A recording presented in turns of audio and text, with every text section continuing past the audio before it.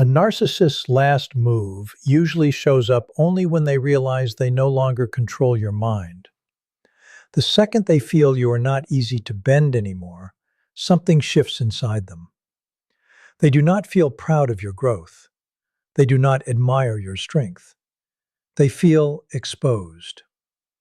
The moment they notice you becoming calmer, wiser, and more independent, they start sensing that their grip is fading. And that is often when one final attempt begins. This part matters more than most people think, so stay with me. Because if you do not see it coming, it can pull you right back into a cycle you fought hard to escape. There is something deeply disturbing about this pattern. When their old methods stop working, they rarely step away in peace. They usually prepare one last move, one last trick, one last emotional hit designed to shake you, cloud your thinking, and drag you back into the role they once needed you to play. It can undo months of healing, sometimes even years. And it often happens when you think the worst is already behind you. That is why recognizing it early changes everything. Before this final move shows up, there is often a quiet season of hidden tension. On the outside, things may look calm. They may seem distant, quiet, maybe even uninterested. But under that silence, a battle is happening. Not a battle for love, a battle for control. And when they feel that control slipping, they do not always explode right away. Sometimes they wait. Sometimes they watch. Sometimes they study your new strength and look for the weakest place to strike. The deepest fear here is not simple rejection. It is not even being left behind. The real fear is watching someone they once controlled become mentally and emotionally stronger than they are. That moment shakes the false image they spent years protecting. Their identity depends on feeling more powerful, more important, more special than the people around them. That belief becomes the base of everything. But the problem is simple. That base is weak. It looks solid from the outside, but inside, it is fragile. They struggle to face their own flaws, because real self-reflection would force them to meet parts of themselves they do not want to see. So instead, they push those parts onto other people. They accuse, they blame, they criticize, they twist, they project. All of it helps them avoid looking inward. Then your healing begins, and everything changes. Healing is not always loud. It is often quiet. You begin trusting your own judgment again. You stop asking for approval every step of the way. You stop over-explaining. You learn to set boundaries without drowning in guilt. You learn to say no without panic. Most of all, you stop reacting the way you used to. To you, this feels like peace returning. To them, it feels like power leaving. What you call progress, they experience as threat. What you call freedom, they feel as loss. Even when they cannot explain it clearly, they notice it. They feel the shift. They feel the distance growing between who you were and who you are becoming. And that is the moment the panic starts building under the surface, even if they smile and act like nothing has changed. They are not looking for deep connection. They are not chasing real mutual respect. They are searching for control. They are drawn to people whose emotions they can stir, whose attention they can hold, and whose sense of worth they can influence. Their self-image feeds on outside reactions. Without that supply, something inside them feels empty. When you were unsure of yourself, they felt bigger. When you doubted your own thoughts, they felt stronger. When you looked to them for reassurance, they felt superior. Your confusion gave them room. Your insecurity gave them fuel. Your need to explain yourself gave them endless chances to steer the conversation and twist reality. That is why these relationships feel so draining. They are rarely built on steady love. More often, they are built on control, validation, and emotional dependence. But then a different version of you begins to rise. The moment you stop chasing their approval and start listening to your own inner voice, you no longer fit the role they wrote for you. And that creates a deep internal panic. You become less predictable, less reachable, less easy to pull. You are no longer frightened by their anger, their silence, or their cold disapproval. You begin standing in your own truth, and that truth becomes dangerous to them. If this hits close to home, keep listening, because this is where the pattern gets darker. When they realize the old pressure no longer works, they often stop using the most obvious forms of manipulation. They move past simple blame and direct gaslighting. And then they reach for something far more personal. What comes next is often intense psychological projection, not the casual kind, a sharper version, a more targeted attack aimed straight at your identity. Suddenly, they start accusing you of the very things they cannot accept about themselves. They call you manipulative. They say you are selfish. They paint you as cold, cruel, unstable, proud, difficult, or unreasonable. The strange part is that these claims often have little to do with who you actually are. They are describing their own inner chaos and laying it on top of you. That is what makes this stage so dangerous. It is not always loud. It does not always arrive as open hostility. Sometimes it comes wrapped in concern. Sometimes it sounds sad. Sometimes it sounds soft and vulnerable. They may say they are worried about you. They may tell you that you have changed. They may insist that you are not the same person anymore. They may even suggest that your healing has damaged you. They might hint that therapy made you worse. They might say your boundaries made you selfish. They might claim your self-respect turned into arrogance. The goal is simple. They want you to doubt your growth. They want you to question your progress. They want the healthier version of you to feel wrong, so the older version can return. The version that was easier to manage, easier to guilt, easier to control. And if you do not see what is happening, their words can sound believable for a moment. That is the trap. Not because they are telling the truth, but because they are aiming at the part of you that is still healing. The part that still wonders if being strong means being cruel. The part that still fears being misunderstood. This is an attack on something sacred. It is an attack on your path back to your real self. As healing deepens, people stop living by other people's demands. They become more connected to their own values. They stop letting fear, guilt, and emotional pressure decide every choice. To someone who benefited from your self-doubt, that shift feels threatening. Your clarity exposes their confusion. Your confidence highlights their insecurity. Your independence reminds them of the control they lost. Instead of facing that honestly, they try to drag you back into uncertainty. They may suddenly bring up old memories. They may remind you of past mistakes. They may focus on the times you were weak, scared, or broken. Sometimes they rewrite the whole story. They claim they were always supportive. They insist they only wanted what was best for you. They may even offer apologies that sound convincing at first. But there is a huge difference between accountability and manipulation. Real accountability takes responsibility with no hidden hook. Manipulation offers just enough regret to reopen the door. Many of them become surprisingly gentle in this stage. They may look thoughtful.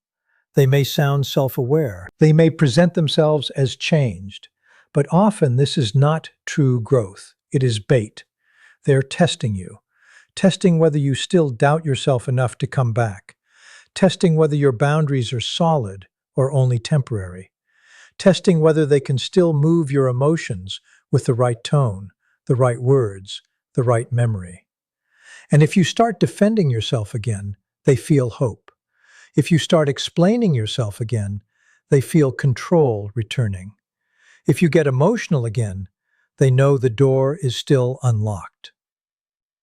That is why this final trick works so well on so many people. It does not go after your logic first. It goes after your emotions. You may start feeling guilty. You may feel responsible for their pain. You may wonder if you really did become colder. You may question choices that once felt clear. You may even miss a version of the relationship that never fully existed in the way you remember it. That confusion is exactly what they want. And this is where awareness becomes protection. Growth does not make you heartless, it makes you clear. Boundaries do not make you cruel, they make you healthy. Self-respect does not make you selfish, it makes you balanced. The moment you recognize projection for what it is, its power starts to weaken. When you understand that their accusations are often mirrors of their own inner struggle, you stop taking them in as truth. When you stop carrying emotions that do not belong to you, the manipulation begins to crack. When you stop defending yourself against false stories, the cycle starts breaking. They depend on confusion. Clarity weakens them. They depend on emotional reactions. Calm makes them powerless. They depend on endless arguments. Refusing to engage starves the pattern. That is why the final move can feel so dramatic. But look closer. It is not strength. It is desperation. They are trying to protect an identity built on control. They are trying to avoid seeing themselves clearly. Your calm threatens them because it cannot be twisted. Your silence threatens them because it cannot be managed. Your confidence threatens them because it no longer depends on their approval. That is not cruelty. That is healing with a backbone. Once you truly understand this, something shifts in a powerful way. You stop trying to convince them. You stop trying to prove your intentions. You stop reaching for understanding from someone who gains from misunderstanding you. You stop explaining your growth to someone who fears it. You stop trading your peace just to hold together a connection built on control. Instead, you choose something stronger. You choose clarity. You choose self-respect. You choose peace. And that choice changes everything. Real strength does not come from controlling other people. Real strength comes from knowing yourself. It comes from accepting every part of who you are and standing in your truth, even when someone tries to twist it. When you keep moving forward without reacting to their final manipulation, you finish a cycle they cannot follow. They may leave. They may return later. They may try new tactics. They may hunt for old emotional buttons. But once you see the pattern clearly, it never hits the same way again. You stop reacting from fear. You stop reacting from guilt. You stop reacting from confusion. You begin responding from awareness. And awareness changes everything, because awareness lets you spot manipulation before it reaches your heart. Awareness lets you notice projection before you wear it like your own skin. Awareness keeps you tied to reality when someone else is trying to bend it. That is when their control truly ends. Not when they walk away, not when they say sorry, not when they finally understand. Their control ends when you no longer need them to tell you who you are. And when that happens, the last move loses its power. You become stronger than the fear they once used against you. stronger than the guilt they once placed on your shoulders, stronger than the confusion they once built around you. And most important of all, you become free. Freedom is the one thing they can never truly control. Boundaries are not rejection. Confidence is not arrogance.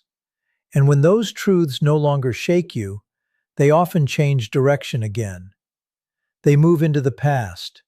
They start speaking in a way that sounds emotional, sincere, and deeply personal. They bring up old memories. They remind you of moments you once believed mattered. They talk about shared experiences in a soft voice, as if they are finally being honest. They tell you they miss how things used to be. They say you smiled more back then. They say life felt lighter before. They suggest everything was better before you started protecting yourself. At first, it can sound touching. It can sound reflective. It can even sound like love. But under the surface, something else is usually happening. They are not missing the real you. They are missing the version of you that was easier to influence. They miss the version that rarely questioned them. They miss the version that gave and gave without asking for real care in return. They miss the version that explained every feeling while receiving very little understanding back. They miss the version that ignored personal needs to keep the peace. Their goal is not complicated. They want your attention fixed on the past instead of the future. They want you comparing your current self to the person you were before stronger boundaries existed. They want you wondering if growth made you colder. They want you doubting the progress you fought to build. And if you are not careful, this approach can work because memory is emotional. Nostalgia can blur truth. It can make old pain look softer than it was. It can make old chaos look meaningful. It can turn survival into romance if you let it edit the story long enough. You may begin remembering only the warm moments. You may start longing for a time that feels easier in memory than it ever was in real life. You may confuse silence with peace. You may mistake self-sacrifice for love. You may even start missing the person you were before you understood what was happening. That is where the danger lives. The past becomes a trap when it is polished until it no longer looks real. The painful parts fade. The unhealthy patterns blur. What remains is a cleaned-up version of events that quietly invites you back into something that was never truly safe. But the most unsettling part often comes when this tactic stops working too. When criticism no longer breaks you, and nostalgia no longer pulls you backward, they shift again. Suddenly they appear vulnerable. Suddenly they look overwhelmed, worn down, confused, maybe even emotionally shattered. And the timing is almost never random. The moment you finally start standing tall is often the exact moment they seem to need you most. They understand your heart. They understand what pulls at your compassion. They know what creates responsibility inside you. They know how much you care when someone appears to be suffering. And they know how to use that. Then, without warning, a crisis appears. Something goes wrong. A new problem arrives. There may be emotional distress. There may be money trouble. There may be conflict in the family. There may be fear, loneliness, uncertainty, or personal chaos. The details change. The pattern stays the same. The stronger you become, the more urgent their situation suddenly looks. That is not always a coincidence. Sometimes it is a test. Sometimes it is a pull. Sometimes it is a carefully timed emotional storm sent to see whether your boundaries hold when their pain enters the room. This is one of the strongest forms of manipulation because it goes after your best qualities. It goes after your empathy, your kindness, your instinct to help, your desire to support people who seem to be in pain. They want you to believe that protecting yourself means abandoning them. They want you to feel guilty for choosing your own well-being. They want you to think boundaries are selfish when someone else is hurting. So they create a painful choice: keep growing or rescue them. Many people do not realize how often this pattern repeats.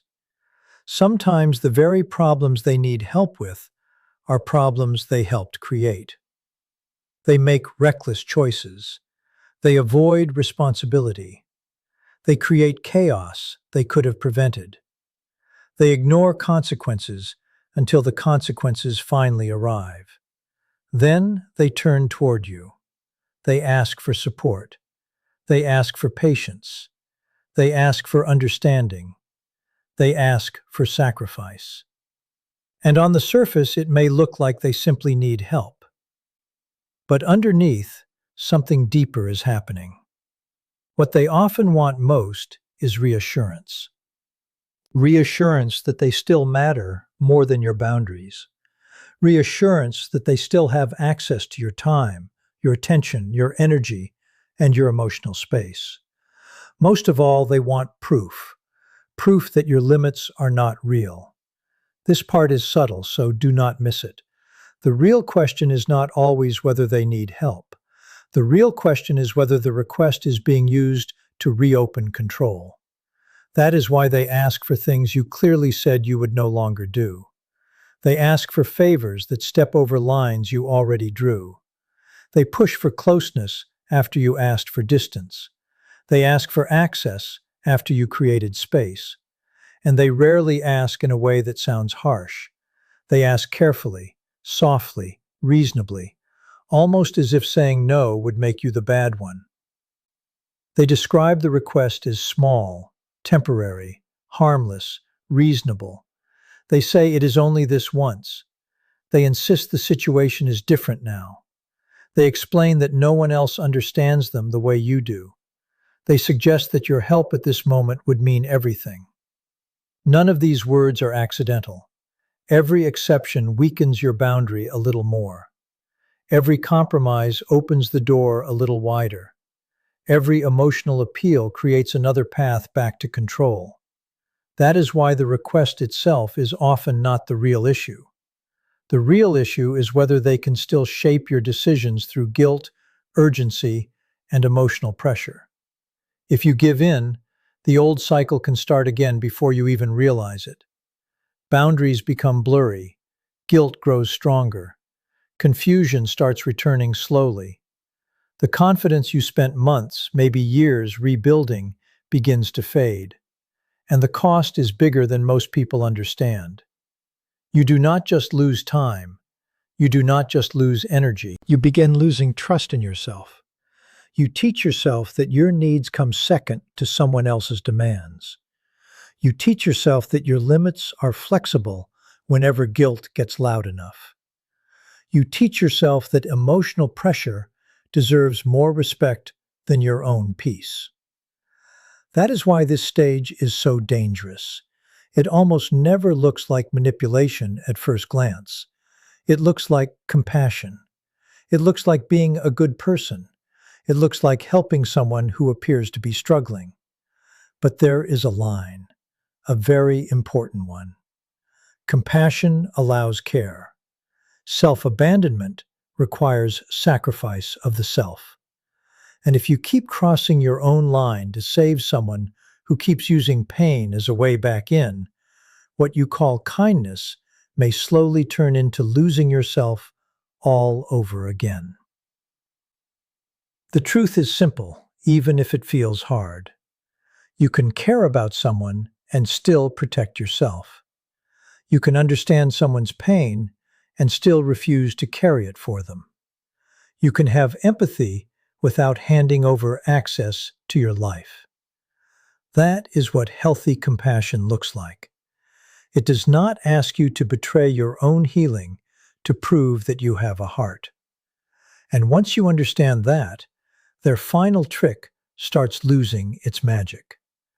Because the trick only works when guilt is stronger than clarity, when old memories are stronger than reality, when the need to rescue is stronger than the need to stay whole.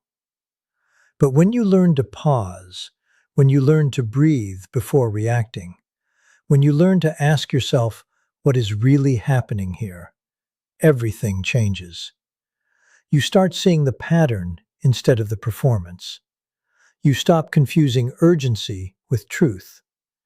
You stop mistaking emotional intensity for sincerity.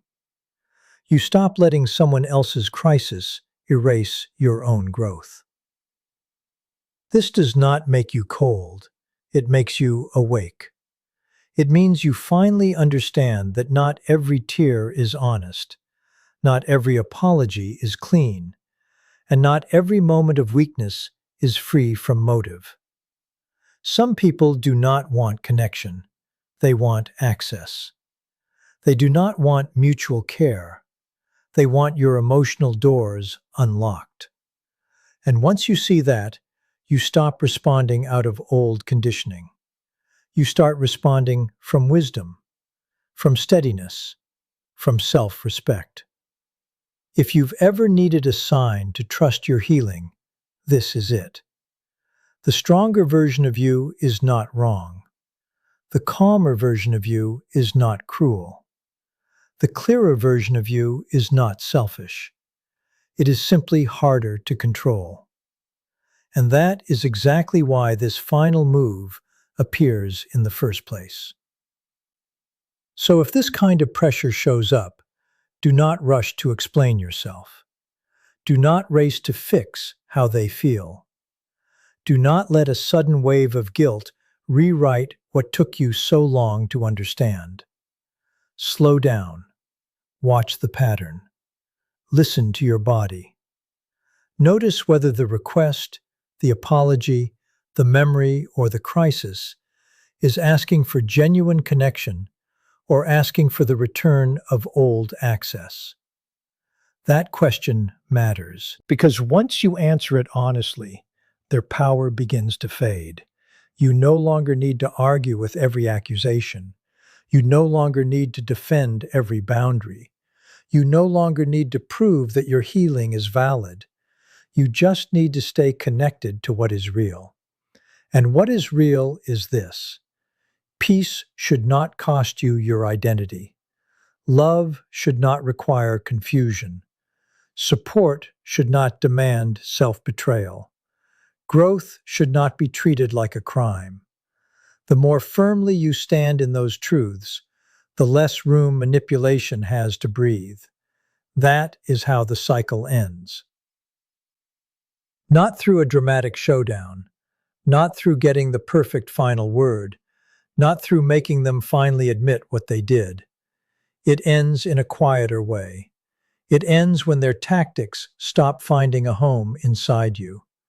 It ends when guilt no longer drives your choices. It ends when fear no longer shapes your silence. It ends when nostalgia no longer edits the truth. It ends when you stop abandoning yourself just to keep someone else comfortable. And when that happens, something beautiful begins. Your peace becomes stronger than their pressure. Your clarity becomes stronger than their confusion. Your self-trust becomes stronger than their story. And from that place, you do not just survive the last trick, you move beyond it, fully, calmly, free.